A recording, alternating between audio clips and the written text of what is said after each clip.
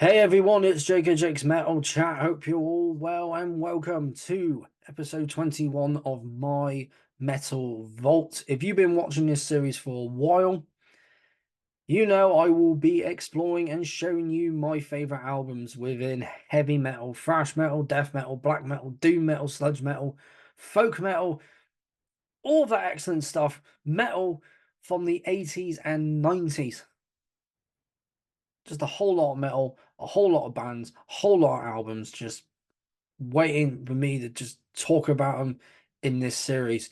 And before I crack on with the band that I will be talking about here, I'd like to apologize again for not doing this Saturday because I went to Gloucester to volunteer at a festival with a team that I volunteer with at a festival in July.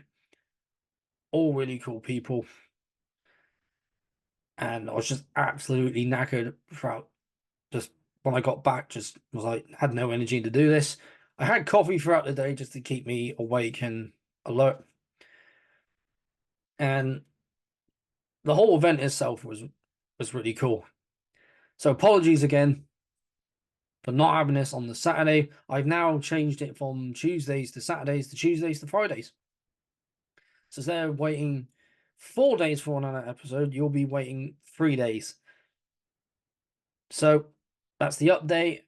Sorry again, and let's crack on with a band that is one of the greats within heavy metal and part of that new wave of British heavy metal. These guys here, you know them. It's Iron Maiden. Formed in 1975, so coming up on Christmas Day of this year, it will be 49 years since they've been a band.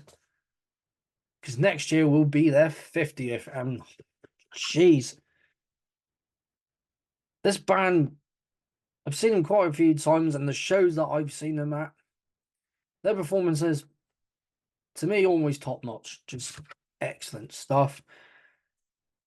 Of course, there's more great bands within the new wave of British heavy metal.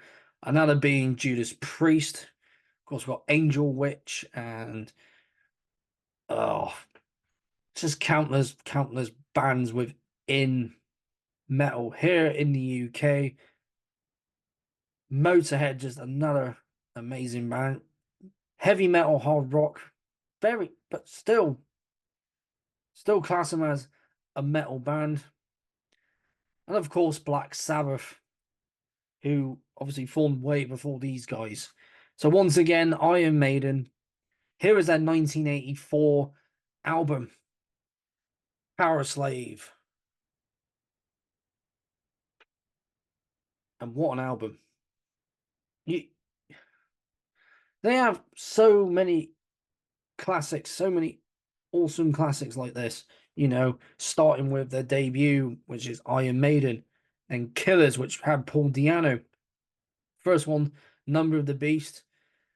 First time you heard Bruce Dickinson on an Iron Maiden record, even though he was in a band called Samson before that. And of course, the only original member in this entire band is the bassist, Steve Harris. Him, and along with another amazing bass player, is the reason why I started playing bass a lot more. Look at that artwork. Got Eddie right there as a Sphinx. Let's get the book out so you can see the artwork itself. Cool. Loving the Egyptian artwork there, the Egyptian aesthetic to this album. Just loving it. And of course, there's a picture of him right here. Very cool stuff there. Of course, is the main man himself who formed this band, Steve Harris. Yet to actually meet this man in person. I'd love to actually meet him, and if I can get him on the chat, that'll be amazing. But he's a very busy man, of course, has this band and his own projects as well. Of course, Dave Murray, he's been in the band. Was in the band from 1976 to 1977, and then a year after that, in 1978. Rejoined the band. Who else have we got? Nico. Here we go. On the drums. Great drummer. Well, fantastic drummer. Where's there's the main, here's the front man himself, Bruce Dickinson. Last but not least. I think, did I get all of them? I'm just trying to think. They're like, oh, yeah, he'll be on the other page, but his artwork, band pictures. Look at that. How cool is that? Whoever got to see that back in the day? Well, I hope we got a lot of pictures. And where is he? There he is. Adrian Smith. And I believe there's some more pictures.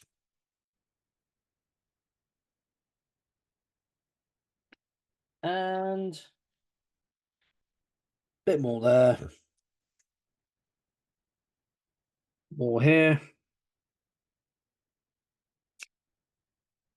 And there we go there.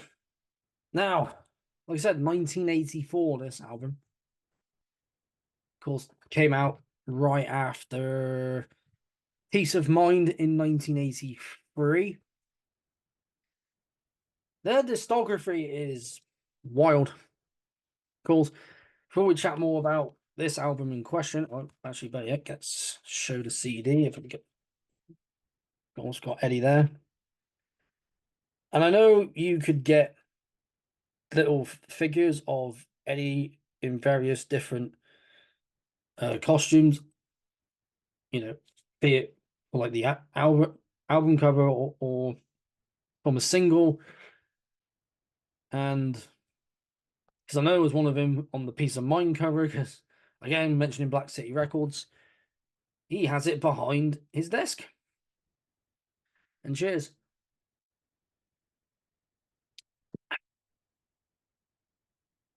What an album. But yeah, let's go to the history of Iron Maiden. You know, exploring the album itself, but and also the band.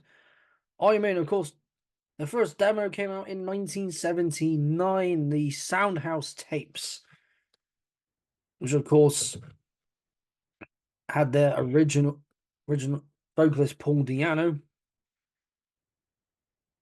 Well, actually, they had a vocalist before him called Paul Mario Day.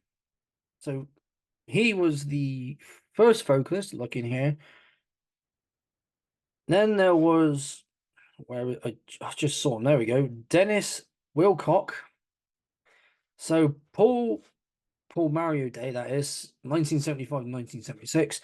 Dennis Wilcock was 1976 to 1978. There was another vocalist after him, which, of course, I just mentioned his name already. Paul Di'Anno from 1978 to 1981. And, of course, here was the other vocalist I was going to say right after Paul Di'Anno, and actually right after Bruce Dickinson, sorry. Of course, Blaze Bayley. Who also has his own project as well. I actually got to see Paul Di'Anno in Trowbridge at a festival. I'm trying to remember what it's called now, but I saw Control the Storm and Fury there. Anyway, of course, Paul Di'Anno. Of course, the other vocalists didn't appear on any like demos before that because those ones wouldn't. Maybe they didn't have the right stuff or anything. I'm not entirely sure the story behind it, but obviously they got Paul in. And then obviously did the demo, and then they did the single Running Free in 1980. And of course, their first album, their self-titled album, Iron Maiden, from 1980, released some singles, an EP called Live at +1, single in between their second album, which was the last one to feature Paul Di'Anno, Killers. and everyone knows the iconic cover. And then, of course, The Number of the Beast, the first one to feature Bruce Dickinson, who would be on these, who would be on Iron Maiden albums for the first part of his tenure in it, from 1981 to 1993. So the last one he would have appeared on before coming back into the band would have been Fear of the Dark, another cracking album. And of course, the first one to feature him back would be Brave New World. And also about Bruce Dickinson, just to get him up again, his band Samson, of course, from in that band from 1979 until 1981. Did if we're going to mention, we'll mention his old band, of course, Head On and Shock Tactics were the two albums he appeared on before leaving the band to join Iron Maiden. Of course, he left in 93. They got Blaze Bayley. He came back. This was the third album to feature Bruce on. And of course, when you hear Bruce Dickinson's vocals, he always hit that high pitch. Mention another great vocalist, mentioned the band earlier, Judas Priest, Rob Halford, another amazing vocalist. So, especially on the song here, like two of my favorite songs on this album. And of course, the second track is the first one I heard from this album, 2 Minutes to Midnight. Just that great opener, and then obviously the chorus bit where he's going 2 minutes to midnight, Aces High, love that song. This will be one I put on at the gym. Went to the gym yesterday. Legs are aching, arms are aching. Been out of the gym for a while. But Aces High will be one that will get me going on that treadmill. It's a running song.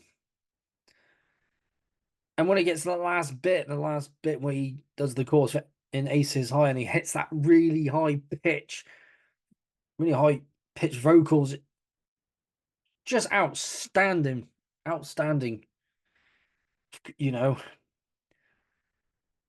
Of course, this is like I was going to say as well, this is a re-release because they did it where they get bits of Eddie, so you line them up. Like I said, it's a re-release because it's got 2 extra tracks down there. Multimedia section. So hang on, I'll just read them here. 2 Minutes to Midnight and Aces High. I think the live tracks, if I remember correctly. Brilliant album, brilliant band. First time I saw him, I caught him for I don't know how long I caught him for at Download 2007. Obviously, I was still at school at that time, so I couldn't stay for the whole thing. At school the next day, bummer. But then I got to see him again in full, and just blew my mind. I mean, hearing him on record as well, just blew my mind. But obviously, when you see a band like Iron Maiden live, that intensity, that magical experience you get from watching a band like this. And this album, as I do love this album, but this wasn't the very first one I ever heard.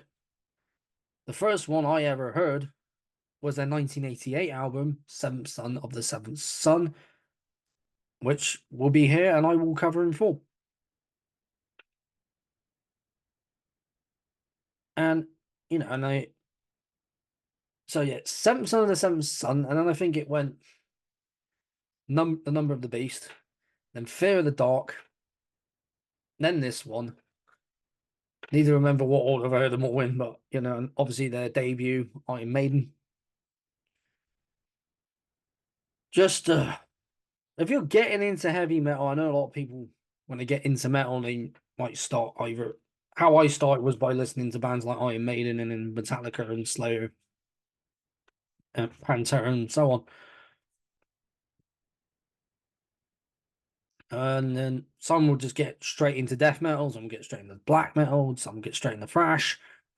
How I started, like I said, heavy metal. So with bands like Iron Maiden, and of course, one of the earliest of metal being Black Sabbath, and then hearing Judas Priest at the same time. So I heard these guys, Sabbath and Priest at the same time, as well as Motorhead. So my metal journey, if you watched my CD collection, the one that where I'm talking about, what bands got me into metal, what genres. Of course, I did mention Iron Maiden. But getting back to the album, solid. The guitar work is just phenomenal. Steve's bass playing, always top notch for me. You know, I'm a guitarist and a bassist, and I'm also a drummer. I haven't played drums in a while, need to get back on that. But of course, I play bass. And hearing him play makes me just want to get better at my instrument. The drumming, of course, just again, top notch. You know, and getting onto the album as well. Yeah, drumming by Nico. Just some seriously excellent drumming right there on this album and all the albums he has appeared on. Of course, the cover art by Derek Riggs. Pretty much done. Pretty much all their albums. Yeah, pretty much every single release they have ever done. You know, there are bands that will use the same artist and they use the same guy. And of course, he is from Portsmouth, Hampshire, here in the UK. I'm pretty sure I've been there, but I'm not going to digress on that, if I have or not. But of course, I am talking about a British heavy metal band here. Going back to Derek Riggs, obviously he's done all of Iron Maiden's covers. He's done stuff for Dream. He did, yeah, one for Dream Theater. Bruce Dickinson's solo project, Budgie. Who remembers Budgie? There's another great band from Wales. And now I've relocated to Texas. Double check that. Yep, Texas, I was right. Yeah, he's done all sorts. A band called Destiny, Gamma Ray, Guardians of Time, and of course, Iron Maiden, and as well as others. Of course, yeah, the artwork mastering was done by George Marino. Did the mastering. Sadly, passed away in 2012. Done all sorts again for other bands. Annihilator did Neverland. Did a lot of Anthrax and Black Label Society, Carnivore, Corrosion of Conformity, Cro-Mags, Danzig, Death Angel, Death Dealer, Deep Purple, Deicide, Devil Driver, Dio, Dokken,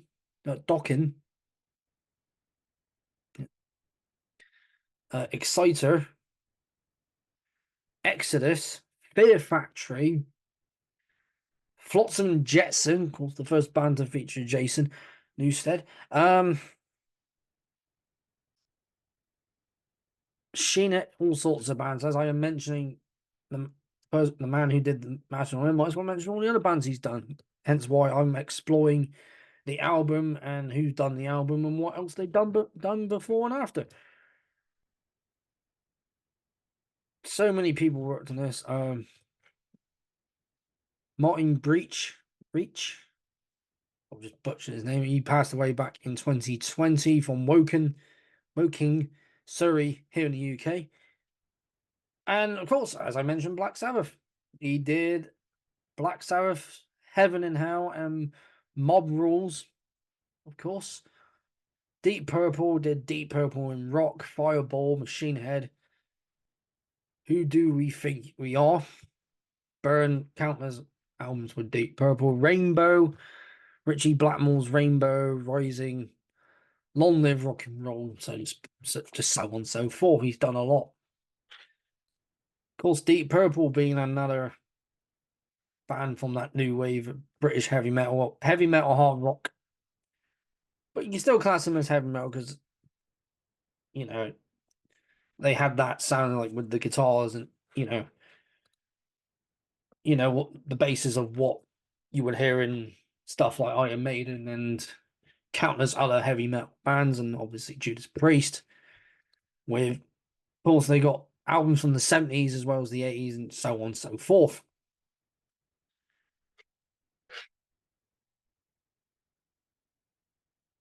But with this album, just again, it's a phenomenal album. It's an absolute banger of an album.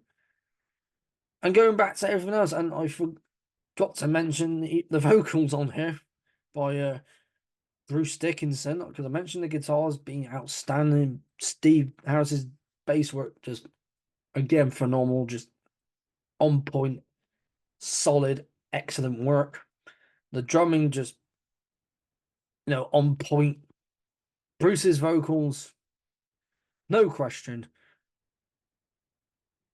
absolutely phenomenal, outstanding stuff here. And here's that other word I like to use, apart from absolutely, a timeless masterpiece. Of course, coming out in 1984, and it's 2024.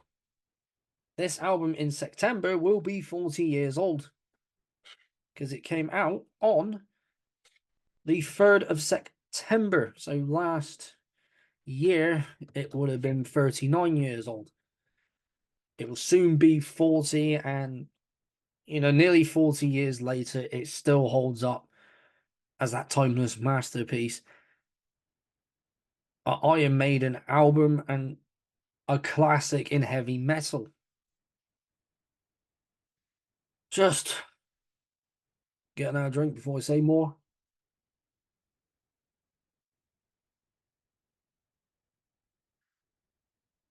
Man, sometimes I get lost for words what else I can say about something like this.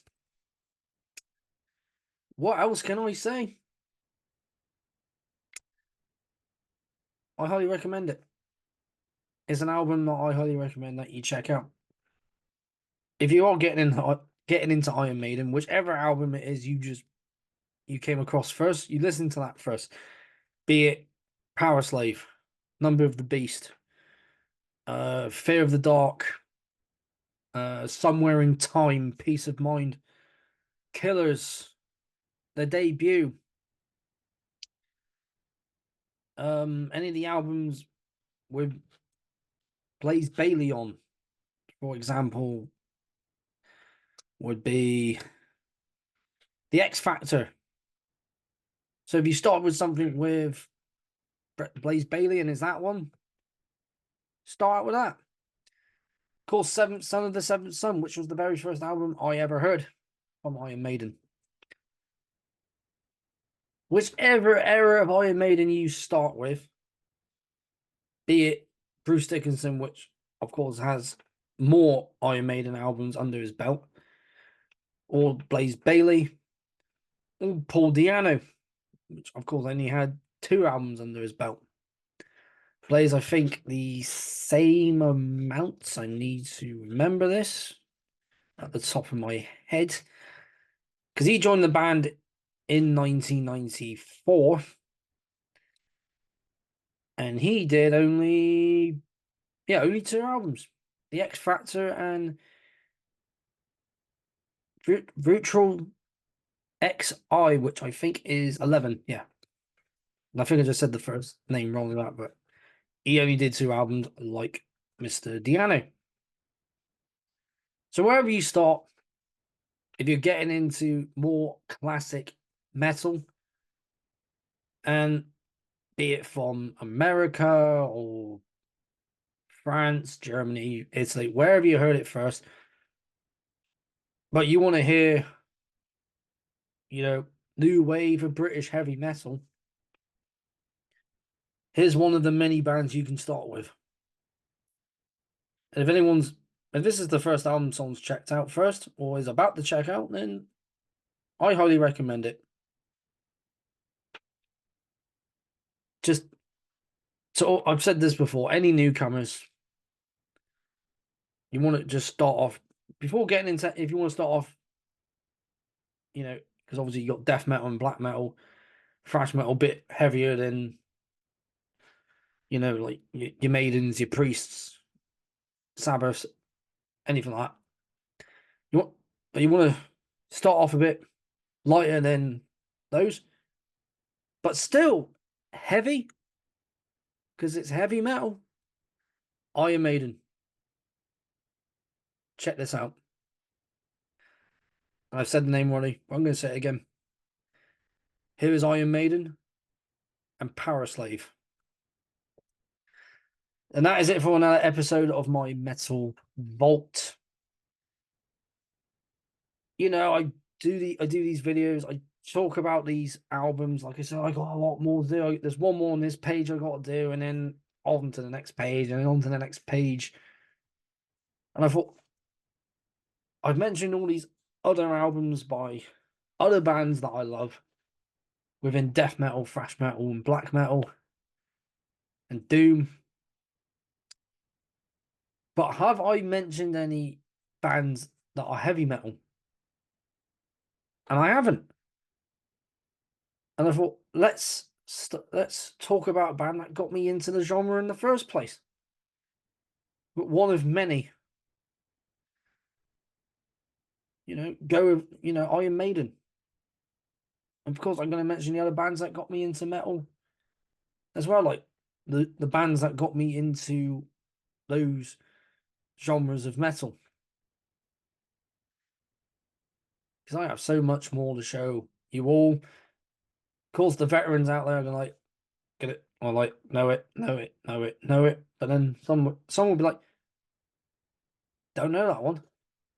Or I knew of it, but I didn't like it at the time. But then listened to it and thought, why didn't I like this at the beginning? Why didn't I like this before when it came out? And then newcomers like, yeah, because there's those who are just going to listen to just heavy metal, just thrash, just death, just black metal, just doom metal, because they got their specific genres they listen to. Obviously, I listen to heavy metal. I listen to metal, mainly like heavy, black, death, doom, all that. But as you know, I love my death metal. But then I will go back to the start of it all with bands like this. And I have many more to come. And thank you very much for tuning in to this episode of My Metal Vault. If you're brand new here, don't forget to like this video, share it around. Feel free to comment if you have anything on your mind. And most importantly, do not forget to subscribe to keep up to date with more of my Metal Vault, favorite death metal albums, chats, and just countless other videos that I got coming up. So thank you once again. I've been Jake of Jake's Metal Chat. Keep that banner of metal held high, and I will see you all again in my Metal Vault.